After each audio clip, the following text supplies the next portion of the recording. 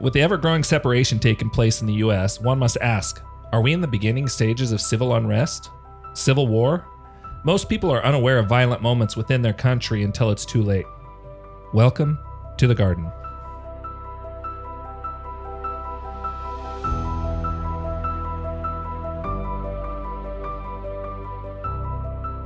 So welcome back to the garden. I got David's able to join us again, so we're going to bring David on board one more time, and I have Jeff here as always. So thanks for showing up, Jeff. Appreciate it. So since we last talked, you are messing around with your own podcast. What is it? The Evil Gentleman or Uninformed? Close. The Uninformed Gentleman. Is that what it is? Close. The Souring Gentleman. Souring Gentleman. Yeah. You were putting together a podcast about us being actually in civil war right now. And we were talking, and you were talking about certain aspects that have to take place to help or to actually be defined as a society being in a civil war. I would not say that we're in a civil war right now. It's just that the possibility is there, and that it appears likely when you look at some of the things that, like there's a political scientist named Barbara Walter, and she had done some work with the CIA for about 4 years. This isn't Barbara Walters, the actress. So it's not Barbara Walters, the newscaster, whatever her name is. This is Barbara F. Walters. Okay. Walter, excuse me. And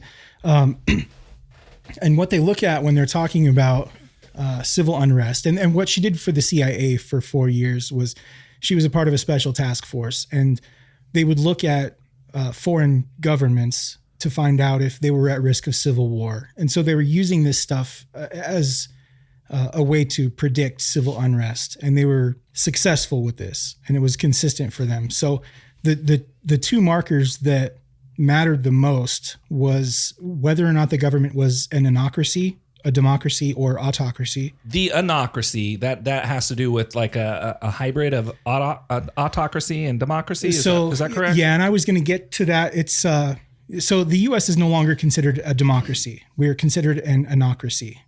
So it's like stepping into the bounds of autocracy, which is like dictatorship. And why are we defined as an autocracy? Is it because of our political leaders, or is it because of the big businesses? Do you know? It's because of so this is an organization called the Center for Systemic Peace, and they've been using something called the polity data set, which has been used since about the 1960s in political science research. And this is what establishes whether a country is a democracy, autocracy, or somewhere in between. So this is in answer to your question. They use a scale from -10 to +10 when rating, and they found that we dropped below the democracy threshold in 2020. And what dropped, or the key points they're looking at is they lowered the USA code for executive constraints from a 7 to a 6 because of the because of the president's systematic rejection of congressional oversight. And then in 2020, the coding for executive constraints fell again due to the executive's systematic purge of disloyalists by not only calling out the false media or the fake news, but getting rid of anyone who didn't agree with the presidency or his administration. And then undermining public trust in the electoral process. So these are the things that are what they look at when they were lowering the polity data set score. Okay. So when they're talking about calling out the fake media, it seems like all of media is considered fake media anymore. So we're talking about Trump calling out the media as fake media. When the news outlets are asking him questions and he's pointing to them saying, "You're fake news, I'm not going to answer that." Those are the kinds of things they're reacting to. Okay. Whether or not you believe you can trust the news, there's biases on both sides. You look at a organization like the AP network, you look at Reuters, these places are actual news sites, news organizations, and they just present facts. And they don't even allow comments. Reuters doesn't allow comments on their YouTube channel because they don't want anyone to be swayed either way on the information that's provided, because it's just information. You get into Fox News or CNN, and those are commentaries. Yeah. And those are not intended to be neutral. Those are not news organizations. They're just talking about current events from their slanted view. Interestingly enough, I guess CNN just got bought out by somebody, and the new owners of CNN are apparently going to be changing their structure of away from like those commentary narrative sort of fueled news pieces, and instead focusing more on just information. And you can already see that taking place if you look through some of their YouTube channel. I mean, I don't know that they've implemented anything so far, but in recent months, it's been the case that they're not using a left slanted ideal most of the time. Oh, I have no idea. I don't watch the news. There's so much in the media. When we start talking about fake media, there's so much that is not shown to the public that should be. For example, we were talking about the situation in Virginia where the trans kid was in the bathroom and ended up allegedly molesting a girl. You're just trying to demonetize every episode? Is that what? No, what I'm saying is when we were talking in that episode about it, you said you'd never heard anything about it. But it was huge news. Like it really was all over the place, and but it wasn't on mainstream media. And well, where was it? It was all over if you started digging. But no. Where I'll was explain it? to you. One of the biggest things that came from that was Glenn Youngkin ended up winning the governorship of Virginia, and he was the first Republican to win that in a long time. But they never got into why or how he won.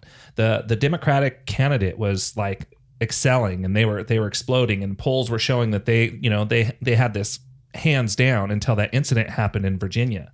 And as soon as that incident happened and Glenn Youngkin changed his whole campaign, well, he never really changed it. That was his policy the whole time, but his policy caught on about going after the schools and holding them accountable. His poll numbers started to explode, and he ended up like really surprising the Democratic Party by winning the governorship. That was a mainstream media thing. Another thing that happened. But I still wonder where that news was presented, because I haven't heard about it. And that's the interesting thing that you haven't. Yeah. So that's why I'm wondering. And you probably don't even know who Glenn Youngkin is either. No, I know the name. Yeah, it's just, that's what I'm saying. Like, I get hit with different things than you, so it's hard for me to tell you exactly where it was at. You're watching Daily Wire now, you said, a little bit. So quite a bit. Yeah. You'll see a lot more of this kind of stuff on their site, because they try to put things out there that are relevant in a different way. They're not much better than CNN and Fox, right? Because they have an agenda. Everybody has an agenda, right? Not everybody, but these people do. Pretty much anybody in media has an agenda out there. But I mean, you have people that you're talking about that are supposed to be neutral sources, but I mean, there's still biases that are always going to be in effect. But another situation that happened. But I need to push back on this. I need to correct it, because anytime you have a person involved, there's going to be biases. But sure, they're not going to present their information. I mean, these are people who, if they have an opinion, a strong opinion about a news story, they won't participate in the news story. Sure. They'll have their colleagues do it who are less involved. Well, right. So there's still going to be the biases there, but it's not like Fox News, where they have an opinion. They use the same talking points through every episode of every show for weeks at a time. It's all about Biden and his war on fuel, and Biden and it, Are you talking Daily Wire? I'm talking Fox News. Fox News, Daily Wire, yeah. The Daily Wire is just as guilty. But there's a lot of things that are going on, and I know you're pushing back, but there's a lot of things that are going on. For example, the black guy that ran over the protesters, I can't even remember what city that was in. I saw the video. I don't remember what state it was in. There was like almost no. So basically, what happened there was the guy that actually ran over these people was a black guy. And he had he came out on his Facebook page and was posting things about how he was going to. It was Iowa. It was Iowa. Iowa, yeah. Yeah. So he was posting how he was going to do something to this effect, and he was actually on probation at the time, and he ended up running over all these people. It was in the news for like an hour, and then it completely disappeared, and we never heard anything about it at all after that. And so the Daily Wire will like really focus in on this kind of stuff just to kind of show what the media is actually keeping from people, which makes us lose faith in media. So I'm kind of going back to what you're talking about. Another situation that just happened like just recently, which was really interesting. Maybe you won't find it interesting. Matt Walsh created a documentary called What is a Woman? And in his documentary, he ran around and asked a bunch of different people, and he was talking to like different tribes in Africa, and he was doing all kinds of stuff just trying to ask this question, what is a woman? And his documentary, because they have a big following, the Daily Wire does, had thousands of reviews, positive reviews. Like it has a Rotten Tomato score of like 98% or something, but not one of the professional reviewers touched it. They would not give it a rating. They wouldn't write about it. They wouldn't touch it at all. And during one of the shows, they were talking about how these people wouldn't touch his show, even though it has these strong ratings. And so a reviewer actually went on there and wrote a review. And he butchered it a little bit, but he was talking about things that were good about the show. And because he made any comment about it at all, he was completely ostracized from the community that he's in. He said he was receiving threats and all kinds of stuff. People just unfriended him. They started calling him transphobic because he watched the show. And so there's stuff like that happens throughout the media that we never get information about because the media wants to shape and mold us, our mainstream media. So unfortunately, people like Reuters and the other sources that you're talking about that are a little more neutral, and I don't even know that Reuters is because you read them, so... but I mean, the reality is what I'm trying to say is we know that mainstream medias have an agenda, both sides. Fox News, like you said, talk about one thing, CNN talks about another, and the commentaries. Right. So we never really know what's going on in the world, and the commentaries they're giving are very biased. So we don't even really have a good take on what they're talking about because it's coming from their opinions. Well, it's maybe we should have an episode in the future where we talk about how to consume news and information, because the way that I do it is I'll look at a story from, not now that I've been watching the Daily Wire to see kind of where you're coming from. I just want to be more informed from your positions. Sure. I told him early on, and when he was coming over, I told him that it's almost like playing chess with you sometimes because I've got to get inside your brain. Because if I bring something up, I got to know what your response is going to be. And I told him if he ever brought up any statistics to have any information cited, because you're going to want to know where it came from. And it's funny that you said that. Because it matters. No, I get it. I get it. So it's almost like a chess match. Well, when multiple intellectual people have conversations, it kind of tends to be that way. Well, that's why we don't have intellectuals that's here. Why, yeah. So. Luckily, we're all on the same plane. Semi-sentient people. Yeah, that works better. So yeah. But we're seeing like so many variations in the news from these two different organizations that now that's helping drive this whole thing, because now you watch Fox, you're a Republican, you love Trump and you love guns, so it gets more into the separation the thing. Identity politics. Yeah. So the same thing with CNN. So I've gotten to the point where I have a hard time even turning on CNN anymore because of some of that type of behavior. I want to know what's going on in the world, and I'm frustrated. I don't watch Fox. I don't watch CNN at all. Actually, I've actually gotten rid of all my cable because of it. I'm so tired of not knowing, and I'm so tired of hearing things I don't agree with. It's not even that I don't agree. I just want to know what's going on. I shouldn't have mocked you. I apologize. But it's true though. I want to know what's going on out there in the world. And so read the AP or watch their YouTube channel and Reuters. AP and Reuters. And they mostly deal with global. A socialist, and I will you'll see, love abortion, and I'm going to be wearing my blue flag everywhere. You don't get there until you start really going down rabbit holes. I got you. Got you. Have you guys ever heard of All Gas No Brakes? No. He's a young kid who majored in journalism, and it's actually that was the name of his YouTube channel, and he would go into any sort of political environment. So he was in like the BLM riots or protests, whichever, when things start getting broken and lit on fire, I consider them to be a riot. But he'd go into any sort of I don't think he was at the Capitol, because I don't think that was just like his cup of tea, but he would go he'd go into any of those environments, and he just asks anybody any question. He doesn't have any fear in his heart of being thought of as a certain way, or he just wants to get the information from both sides. And now I think he's Channel 5 News on YouTube, but you guys should look into him. He's actually kind of interesting. Yeah, I just subscribed to him, so I'll be able to hear him. I'll be able to check out his channel. It's not All Gas No Brakes anymore. Well, that Channel one still 5. exists, but Channel 5 News is also. Yeah. Interesting. Yeah. You seriously? Have you heard of him or something? Or No, I just looked him up. oh, gotcha. Yeah. Gotcha. So I forgot where I was going. Sorry. You totally. No. I don't even think I was talking. It's I think it was basically, Jeff. I think what you were talking about was it was how news medias, or you guys were just kind of going back and forth.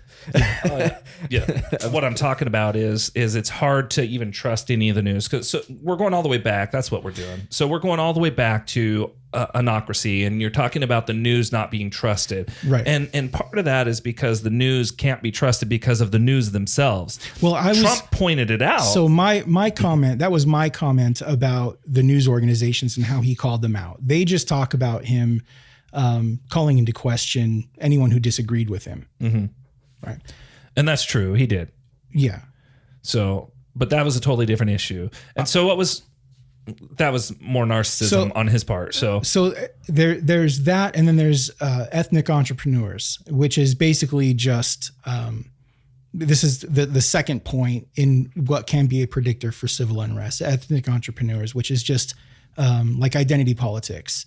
And so when you have this swell of becoming an anocracy, and you have the identity politics playing a major role at the same time, then the CIA, once you reach a certain score, the CIA puts you on a watch list, and they'll watch your country to make sure, they're predicting civil unrest, and they're watching to make sure things don't pop off and get crazy, and that they can take advantage of whatever might pop off in the future. Yeah. So how does that work? Since the CIA, our CIA, I'm assuming that you're talking about our CIA watching all other countries, so we can predict in those countries what's going on. So the CIA cannot watch. Work? Yeah. The CIA cannot watch us. Exactly. Right? They're not allowed to do that. So there's an independent company or an independent organization from Switzerland. And they're the ones that actually were rating us based on our polity data set scores. And so that's when they keyed in. And once Barbara Walter, I think it was once she stopped working with the CIA, she then started to really investigate the United States. Yeah. Okay. So what year did they start realizing the civil unrest in America? That's what he said. Between 2016 and 2020 is when they really started seeing a lot of these numbers start to drop. And then January 2021 is when they officially determined that we're no longer a democracy. But that's really interesting, because in the what was it, the Washington Post article that you sent was talking about how since Reagan, I think one of those presidents, I can pull up the quote real quick, but they were talking about how essentially we're in a constant state of civil war, but instead of doing it physically like it was done in the past, we do it through polls and like voting. Political voting. Yeah, exactly. Yeah. So, and that's just kind of I think that's kind of a watered down way of looking at it. I wouldn't say that we're in civil war. We're just in a constant disagreement with one another, but it's not until lately that it's felt like we've become very polarized. Like in 2009, there was a CNBC reporter named Rick Santelli, and it was 2009 I think it was the Chicago Mercantile Exchange. He called for a tea party, saying that we need a tea party to be active in the United States. And then that's where the grassroots organization, the Tea Party, sprang from, right? They kind of answered the call. And this is all about smaller government, lower taxes, less government. So, But this was 2009, and the only reason I bring this up is because what was the Tea Party is now the MAGA crowd, and we also had the Occupy movement, and the Occupy movement and the Tea Party were saying basically the same thing, and that's just like they're calling for a separation of bank and state, and they're asking for our country takes our tax dollars and they give billions of dollars to the most powerful, wealthiest corporations in the history of our planet. And what they do with their money is they take it and they invest it by purchasing their own stocks. So they bolster the stock market. So it looks like we're doing well, but then they fire all like thousands, hundreds or thousands of people in their organization because rather than take the billions of dollars that are given to them through bailouts or tax breaks, instead of investing in their people to try to make their organization stronger, they'll just lay them off because labor is the easiest expense to control. You just tell Bob, sorry, you're not working this week. We need to save money. It's easier to do that than it is to go through and remachine your entire manufacturing process to save a few bucks on the front end. And so the Occupy movement was in response to the housing market crash and everything that had gone on with bailing out the banks. The Tea Party movement was the same thing. But my point is it's a left and right issue, and we were saying the exact same things. We were calling for smaller, lower taxes, and don't give our money to the billionaires when they're just going to fire us and bolster their own stock. And then it wasn't until 2015, 2016 that they started to really see a separation. And there's Stephen Marsh, I think is his name. He's a journalist, and he's been calling for civil unrest in the United States around the year 2030 was his prediction. And then after Trump, they kind of revised that. After Joe Biden became president, they realized, wait a minute, it's more like 2024 than 2030 that they can anticipate some kind of civil unrest. And we're talking about actual deaths, people shooting each other type of civil war at this point. So civil war is considered anything over, it's a low bar, but it's considered anything over 1,000 deaths in a country where citizens are dying at the hands of the government.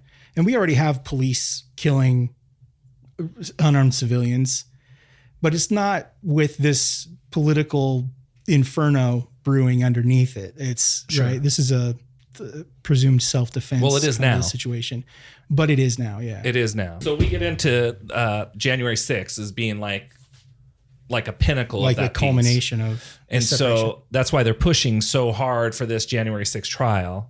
I mean, not only that, that's kind of an election thing. They're trying to.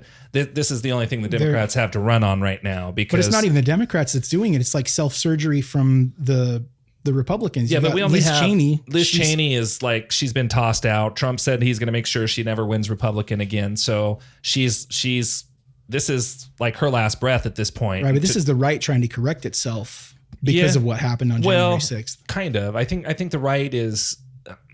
I think they're trying to correct themselves. That's right. But there's certain people they want out because these people went against the grain.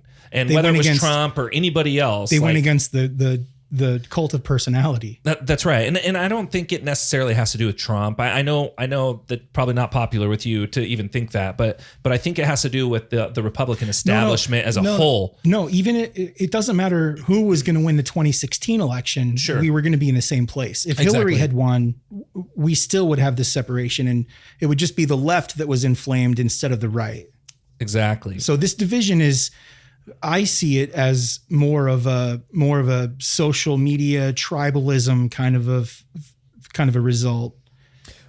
I think what's really interesting is when you see people most active about their beliefs and primarily the disagreements of the other side on social media, but you don't really notice anybody speaking out in person unless they're in that mob mentality, unless they're with a giant group of people. True. Which is kind of interesting because, like, if you go up to somebody and you just like have a conversation and something comes up and you disagree with them, it's usually a very civil interaction. It is. But once, if there's like 3 or 4 people on one side and only one person on the other, then it kind of gets ugly. Right. And when they talk about civil war, they're not talking about like two sides getting together in separate uniforms and killing each other in a field. Right. They're talking about the January 6th riot, when they have that mob mentality and you get a large group together and they're trying to overthrow the government. So they should have just got it all out at Area 51. There you go. If we'd had a big part of America that's going on right now is our civil war is actually at the top, and they're using us, the little people, to fight this war, is what it sounds like to me, because we have our congressmen. Well, I mean, we can talk about the filibuster, right? We have a bunch of people that want to get rid of the filibuster so that they can push whatever agenda it is that they want with just a simple majority. Yeah. And right now, that's the Democrats that own that simple majority, and they want to push all this stuff through. But that's going to change. We're going to have Republicans in office, and we already did, and they had talked about killing the filibuster back then. And so now they wanted to push their agenda. And now the topics are getting so heated because they've pushed these agendas on the small people that, like, the population is fighting against each other now because of these COVID and George Floyd and abortion and trans. Like, there's all these big hot topics that are going on. And now we're seeing our leaders that are jumping on either side of these topics. And that seems to be what they're fighting over now. And they're using us to try to get like allies on their side in order to be able to push certain agendas and make it like it's okay to happen. And right now, the filibuster getting killed would be a really bad idea for the Democrats. Can you enlighten me on what the filibuster is? So the filibuster allows, it makes it to where there has to be a majority of 60 people in the Senate to pass a bill in order for the bill to pass. Okay. If you kill the filibuster, it goes to a simple majority. Yeah. And so essentially, if you have 51 people on this side and 50 on this side, it's getting passed. Yeah, exactly. Okay. Exactly. So And that's in the Senate? That's in the Senate. Okay. That's correct. And so when the Republicans were in power, it was a conversation that took place because they wanted to pass certain rules, and they were being stopped because of the filibuster. They were being killed. So the Republicans were like, we need to kill the filibuster. And there was a group of Republicans trying to push this. I think that's a dangerous Totally idea. dangerous. So now we're in a situation where they want to pack the Supreme Court. In order to do that, they have to kill the filibuster to do that. We have the Roe versus Wade thing that's going on right now, and they want to codify the Roe versus Wade so that it becomes federal law, and they can't do that without killing the filibuster. So they're trying really hard to find reasons to kill the filibuster. So we can kind of dive into the Roe versus Wade thing, I think, right now. If you want, I mean, yeah. I mean, I think it fits into the topic, but so. I don't fully understand the whole Roe versus Wade change. I know that the Roe versus Wade law back in, what was it, 73? I think it was 73. Basically made it legal to seek out abortion, right? It had to do with women's rights more than anything else. Yeah. And what it did is it defined abortion as part of women's rights, a right to privacy. So it kind of included into Amendment 14 or it's the 9th and the 14th Amendment. Yeah. So what happened was in doing that, they established federal guidelines that states couldn't, go less than. I mean, basically, you could have an abortion up to this for this reason. You can have an abortion up to this for this reason. And you can have an abortion up to this for this reason. And they made it a federal law. And so when they got rid of Roe versus Wade, basically the federal government just said, we're not involved anymore. We're going to leave it up to the states. And so now we have states there. I think there's 3 states now that have banned abortion completely. You cannot have an abortion in those states whatsoever. Mm-hmm. And then you have that all the way up to like California and New York they're okay all the way through the 3rd term. Some people say up to 3 years old, but yeah. I mean, they're exaggerating. But so what you were saying earlier about how they want to make it federal, does that mean that they want to just make abortion not legal, period? No. The Democratic Party wants to make abortion legal. Yes. Yeah. Per federal guidelines, the way they've always been. Yes. And in doing so, the states would not be able to make up their own laws against abortion. Okay. I understand. Yeah. So, and we've argued about this before. I believe by allowing it to be pushed to the states, you're taking government out. But Jeff believes that it actually adds more government because now you have 50 entities. You have 50 entities telling you how you can behave rather than just one entity of the federal government. Yeah. And the fact that they've taken a right away, right? The Supreme Court's always been expansive in their rights. And the fact that they took a right away makes it more government intervention. Depending on how you look at it. They took the rights away from the woman, but they gave more rights to the unborn baby, right? I mean, we can look at it, but that's why there's a debate here. They gave it to a cluster of cells. They gave it to a cluster. We're all clusters of cells, though. Sure. So, this is actually really interesting and really complicated, though, because that's the problem. decided I'd do a little bit of research on the whole Roe versus Wade thing a little bit earlier, and I didn't really have much time. But what constitutional right essentially was it? I understand that it has to do with the 9th and the 14th Amendment, but there's nothing like I decided to read through the 9th and the 14th Amendment, and I'm not a lawyer, I'm not a judge or anything like that. So obviously I'm not. That's the argument. It's not a constitutional right. And that's what the Supreme Court justices deemed was not a constitutional right. But the way they had attached it to the 14th Amendment, it wasn't part of the Constitution. It was a law that had passed that had tied it to the 14th Amendment. So it became, an quote attachment unquote, to a constitutional right. Exactly. Okay. Exactly. Whether you believe it or not, which, by the way, at early 20s, I'm just really curious. What do you think about abortion?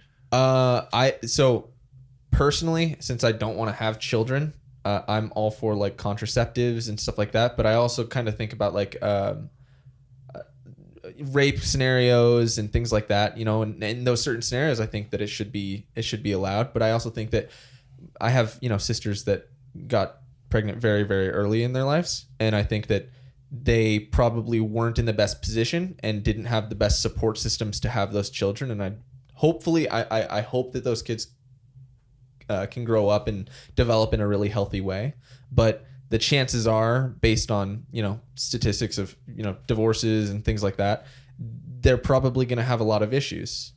And the way that they grow up, they're going to have a lot of hurdles that they need to jump over. And a lot of kids don't make it over those hurdles. So do you think they should be killed because of that? I think that I'm just asking a general question because it's kind of an asshole question, to be honest. But I think it's better for a lot of parties if they don't have those kids, including the kid.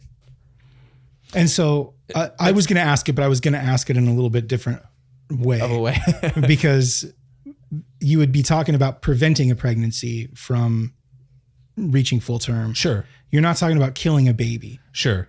Right. I was. You are because you don't understand what the mechanisms there. And I understand that. It's totally I don't cool. understand You what don't understand your my thought point. process is. Right. And you don't understand mine. I know. This is something that we've talked about several times, and we just cannot agree. No, but the reality is I really don't even want to get into it that deep, other than I'm really curious because he's young. Yeah. No, I get it. The way that I was raised and what I've seen personally in my life and the things that I've been exposed to, I think that abortion should be legal. And I think that it should be legal because a lot of kids don't grow up to reach their full potential. Okay, so I want to ask you one more question. And this is based off of statistics. So, because we did this in a previous show. So you think abortion should be illegal. You brought up rape and incest, probably when the mother's, in danger. Those are high percentages that a lot of people believe in, actually. It's like 70, 80%. Yeah. But how long should they have abortion for? Should they be able to do it past 15 weeks, 24 weeks? Age viability is around 22 weeks now, I think. I'm not, I don't think I'm honestly qualified enough 22, to 24? answer that question. I don't think so. Well, it's just an opinion. So you're qualified to have your own opinion. Well, yeah, I am qualified to have my own opinion, but I'm not educated enough to formulate an opinion that should be even worth understanding. Because I have no idea. I don't know. I know there's apps that women can get. They're like, your baby's the size of a banana. Your baby's the size of a grapefruit. But So I have no idea. What size is it okay then? Grapefruit? Jesus. Oh my god. Oh my gosh. I'm just We need an answer. I'm just Get to the bottom of this. I'm just playing. I was just more curious because we went over the statistics a while back. The earlier, the better. The earlier, the better. That's what I think. So, and safe answers. Yeah. And that my position is between 24 and 28 weeks, there is no mechanism in place for there to be consciousness in the womb. So anything before that, I think up to 20 weeks should be totally shouldn't be a problem. How big is it at 20 weeks? I really... Is it grapefruit at 20 yeah, weeks? I'm really not sure the fruit size. That would be a weird way to change it up. But yeah, I forgot even how we even got to that point. But well, we were talking about just differences of opinion and separation Yes. in the country. And And this is a polarizing topic. Yeah, so absolutely. it draws us in every fitting time. in this- I know it does. But I mean, that's what's going on in the world right now. And there's so much anger. And so real quick, some of the statistics showed really high incidence of people approving of abortion for three things. If it endangers a woman's life, rape and incest, which actually makes up less than 1% of the abortions, and if the child's going to be born with a mental illness. Okay. So they're real high percentages. Underneath that, the statistics drop way down for abortion approval. And that's why it's so complicated to have this discussion with people. Because when I ask you what is an appropriate abortion age, a lot of people that are Christian are going to be like, at no age, right? Yeah. But once we get away from religion, a lot of people, they don't necessarily agree with abortion past those three things. Like it drops all the way down to like 20-30% or something like that. So it's just interesting. I wanted to ask you, being young, growing up in a different world than I grew up in, kind of where your opinion was. I think most people my age and younger probably are more toward the pro-abortion age. I can only speak from my... Absolutely. I think it was in the 60% range for people in your age. So to go back to what you said about how it kind of gets complicated. It is complicated. After those three, it's complicated, especially after those three criteria. Me and my girlfriend were actually talking about this earlier because she was sitting next to me while I was doing some research, and she said that kind of a good point. Like if they do get raped, and I know you said 3 states ban abortion completely, and that's including those 3 criteria. And they're actually working on a couple other states that actually have them in. So I want to make that clear too. I mean, they're saying that it could be up to 13 states by the time all the laws go through. So but say there is like the states that ban abortion except for these 3 criteria. How do you prove that you've been raped? Do you have to prosecute and they have to get convicted and then you get approved to get an abortion? It's just Good question. Gets a lot more difficult. Sure. Actually, I think Jeff, you were talking a few weeks ago when we were talking about this. There's actually a state. Is it Georgia? Georgia basically was trying to create a law that if you actually were to have an abortion and you left Georgia and had your abortion and then came back to Georgia, you could actually be arrested. And I don't even know if that would be constitutional, but that's a law they're trying to push. You wouldn't figure it would be constitutional, but that is what they're trying to put through in Georgia. Yeah. So there's a lot of weird stuff like that going out there that's creating a lot more of the media issues that we're dealing with. Yeah. So, and that's why civil war is like on the brink. Yeah. And they're hyper polarizing everything. So I mean, a lot of people agree with rape and incest being an issue. Like there's no contestation there for a lot of people, but that's not the only reason for it. And so they polarized this to be black and white, and it's not a black and white issue. No, absolutely not. So, and it's difficult for people to think outside of black and white, especially with how much media and social media are prominent in people's lives. Sure. I don't have any social media. I don't watch any news. I don't do anything like that. And I feel like I'm pretty middle ground with a lot of my opinions. It definitely keeps you humble and it keeps you in a good place mentally, because you start looking that stuff up. You start to get obsessed with demoralizing. I was addicted to social media for a long time. Yeah. Yeah, people share it, but I mean that's going to be a big cause of civil war in our country is social media. And it's social media, and you brought up the religion aspect when we were talking about the abortion, and one of the problems is there are so many religious fanatics, and there's so many pastors who say that they're prophets and they have prophecies about Trump. And then, so what happens is anything you say against Trump becomes you talking against their God, right? Because they're people like Robin Bullock, Mark Burns, there's the Cat Kerr. There's so many different preachers who have prophecies about Trump and how Trump is actually still the president, and Joe Biden is just propped up in the White House right now. Or what is it? QAnon. I think there's QAnon is a group too. And then this goes even beyond that at times. But you can't deny that Joe Biden isn't just propped up in the White House. I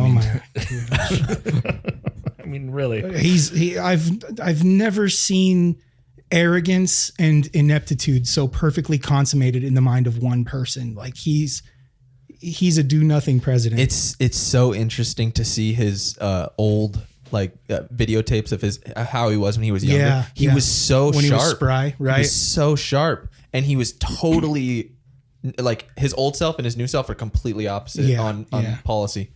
And so you have these people who are making these prophecies, and they're talking about Trump being still president, and Biden is just a placekeeper in the White House, and it almost seems reasonable. Yeah, but with the religion.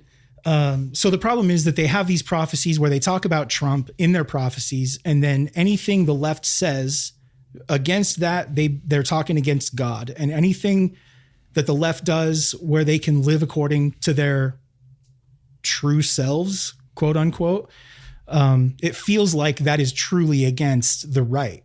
And so that's just another step in the polarization.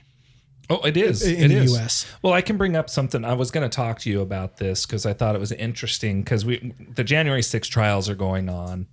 They're on break right now from the January 6 trials. I haven't really been paying much attention. They're essentially prosecuting everybody that was there, and they're not trials. There's nothing they can do. It's a political ploy is what it is. They want to bring attention back to January 6th because the midterm elections are going on. Yeah, the reality is the Democrats are getting hammered right now. Yeah. And so they have nothing to run on. We have record high gas prices. Inflation's is at an all-time high. But there's these are war. Worldwide issues. Yeah, there's a war going on in Ukraine. Like there's stuff going on all over, and the Democrats are in charge right now, right? So who do the people blame? They're going to be blamed for it. Yeah. So they have nothing to run on. Yeah. So what they're doing is they're trying to push the whole January 6th. They're trying to push the Roe versus Wade. They're doing everything they can through the media in order to try to put all this stuff out, which is actually, when you talk about civil war, what they have a huge following, right? So you think about this. You have Biden won by 51%, and Trump was. It was really close. Yeah, so it was super close. I mean, we're talking about 100 million people supporting both sides, so it's easy to get lost into a group that doesn't even understand that the other half of the world doesn't even look at you the same, or the other half of the United States doesn't even look at you the same way. And so there's these organizations, when we have media like Fox News that really supports the GOP, and we have CNN that really supports the Democratic side, and you see these people going at each other in opposite sides, it creates a lot of confusion out there. Mm-hmm. But the thing is the other thing that's happening is people that watch CNN will not watch Fox, and people that watch Fox will not watch CNN. So they're not getting both sides of the story, right? And so we've lost how to be able to communicate. And so I found this on a CNN site. They were talking about 5 people died during the January 6th insurrection. 5 people died. And so I'm like, how did they die? I only heard about one person. Well, Ashley Babbitt was the one she was shot by the cop.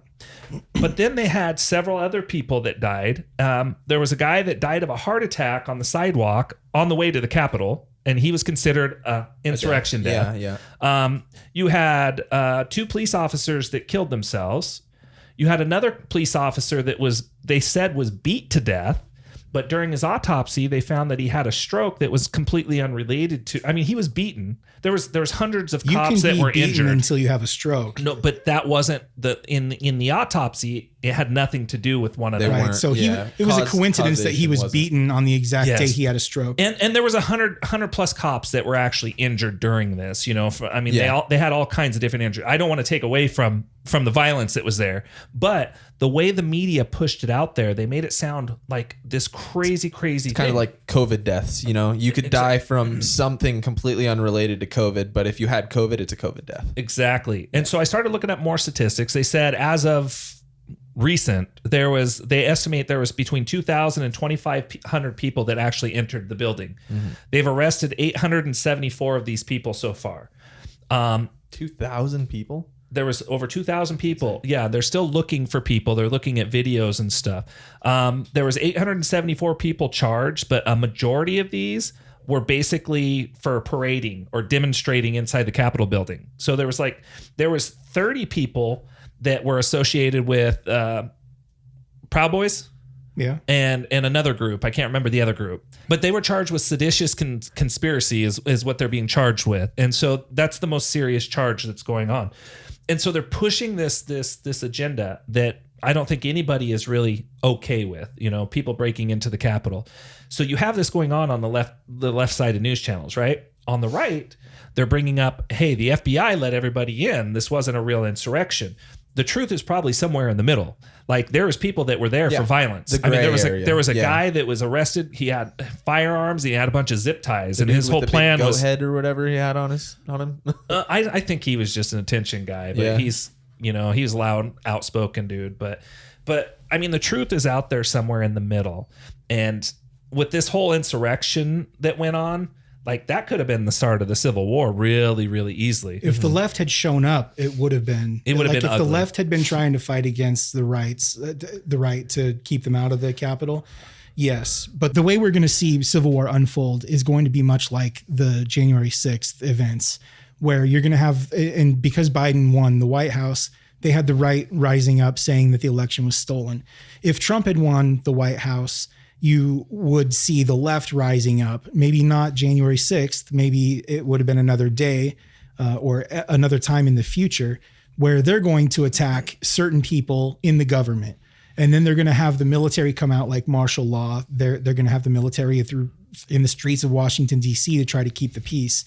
But then it's going to be just like in Ireland in the Troubles. They would have people who were terrorist cells attacking different locations. So the people on the right, if they see someone on the left who appears to be a sympathizer for the government, then the people on the right would attack those people on the left by doing car bombs or package bombs out front of establishments or whatever. So do you think that during the BLM situation, they sent out the National Guard? And so do you think that, I'm curious both of your guys' opinions on this. Do you think that could have been a moment of like civil unrest kind of ignition, just not for the right reason? Even though I'm not to say that the George Floyd thing wasn't a big enough reason to be a national issue, but not for like a civil war thing, because it doesn't have anything to do with the government or like big government. It's more so police. Right. And I think it's going to have to do with if we have something that we do consider civil war,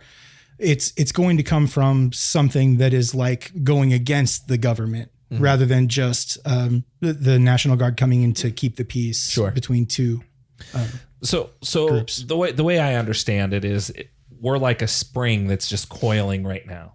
And whatever sets us off, it's just like it being in a relationship, right? You never really fight with your spouse over anything that has any substance. Usually it just spring, coil. And then all of a sudden, you don't wash a bowl the right way. And boom, it explodes. So that's probably what's going to happen. I feel like we're almost in a position where there's a lot of trial runs going on right now, right? With the whole Kavanaugh thing, with people like protesting outside of Kavanaugh's house, trying to push things. The guy with the firearms who was going to zip ties. Yeah. And speaking of George Floyd, think about this for a minute. Think about everything that is debatable in the news right now and the spins that are being put on it. The George Floyd thing, right? George Floyd was the match that sparked this whole thing about the blacks being abused by police officers, right? Yet the right comes out, or the opposite side. I can't say the right. I don't know if they're right or left, to be honest. But the other side comes out and says, well, he deserved it. He was a druggie. He did it to himself. He killed himself. So there's always like this cooling side, whatever the issue is, right? The January 6th thing breaking in, they were talking about how it's all Trump's fault. It's all Trump's fault. And then the other side comes out and says, well, Trump ordered 20,000 troops 4 days before this happened, trying to get him on call. And the Democrats said no. Well, I started looking into that a little bit. And it wasn't Trump, allegedly, that did this. It was Pence. But it's still part of the Trump administration. But they don't get any credit for it, right? Because it wasn't Trump, and Trump should have been the one to do it. But the other thing was, it was only 10,000 troops, which, I mean, that's a big deal. And Pence was like begging for these people to come. And it wasn't the Democratic Party that shut him down necessarily, from what I'm reading. It was actually the Department of Defense was having text messages back and forth with the chief of Capitol Police. And those are the ones that were shutting it down.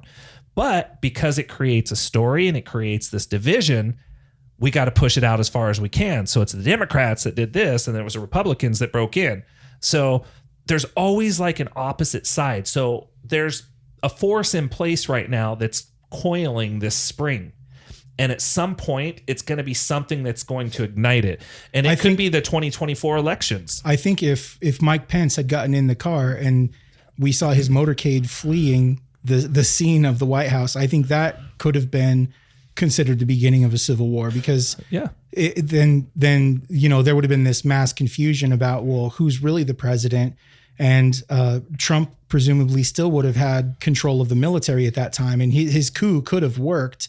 And then you would have the uprising against the government. Yeah, or killing the filibuster, packing the Supreme Court. That's something that's getting the right side completely like up in arms right now. It's really interesting the way that you describe it as like a coiling spring, because over the past, I can only go back so far, but it's been, the recession in 2000, and I think it was 2007. 2008. That was the housing market crisis. Yeah. And then it seemed like there was kind of like a brief recovery period, and then as soon as like 2016, it was Trump got elected. That was a problem. BLM, COVID, the Roe versus Wade. There's just like constantly these hot topic issues that seem to be constantly. I think it's pressure. I think it started actually with Barack being elected to the White House, because because he was black. It was only because they made it all about him being black instead of about him being a person. And I don't think he did a bad job. I mean, there's things that I don't like him for, but I mean, if you look at every single president that's ever been, you're going to find things you disagree with that president. I mean, there's nobody that you're perfect with. Barack wasn't a bad president. He was a showman. Like, he knew how to speak. Like, he's an incredible public speaker. He's really good at motivating people, to follow. That's what we're lacking right now. We don't have that at all with Biden in there. Well, there's never been a position from this administration. Yep. So with Barack in office, I think that's where we started getting this soft little coil. And then, 2016 hits, and it just is a big compression. Yeah. And we're getting a little bit of a release, but now it's starting to compress again, and people are getting angrier and angrier. And I take it all the way back to social media. But and I think that release is only being felt because of the peaceful transition of power to the Biden White House. A lot could have gone wrong there that didn't. Yeah. Yeah. It's interesting. I mean, we are at a place where that article that you wanted us to read talks about us being actually in the middle of a civil war right now. Right. And one of the things I found was really interesting is how the lady described, and I mentioned it in our opening, how she described that most people are in a civil war before they understand they're in a civil war. Right. And so when you see how much anger is out there and how much separation there is in this world, it's easy to really see that. I mean, you talk about 1,000 deaths. There's deaths going on every single day because of the hatred and the anger and the division. It may not be coming from the government shooting people, but it's coming from the government not trying to stop all of this stuff. It's coming from the government not trying to mend their differences and work together. So, like, technically, a lot of these things are coming from. You were talking just the other day about how the presidents handle things differently. Biden comes out and he starts trashing the other side and they're trying to stop us. They're trying to hurt us. These people aren't your friends, basically, is what he's saying. But you have people like, I can't even remember the president you were talking about, where he was on the phone with the other side, really trying to push hard to Lyndon Johnson. Yeah. Push hard to bring people together. We don't have that. And he was trying to get the civil rights passed through. He was on the phone with every Republican he could get on the phone, and he could reach all except 12 Republicans. But he was making deals with these guys. Hey, if you push this through and if you vote for the civil rights, what can I do for you? And there's nothing like that with Biden. And I think part of that is because abortion is such a big topic right now. I think he's pro-life. And I don't think he wants to. Was in the past. Right. And multiple times as a part of his Catholicism. Right.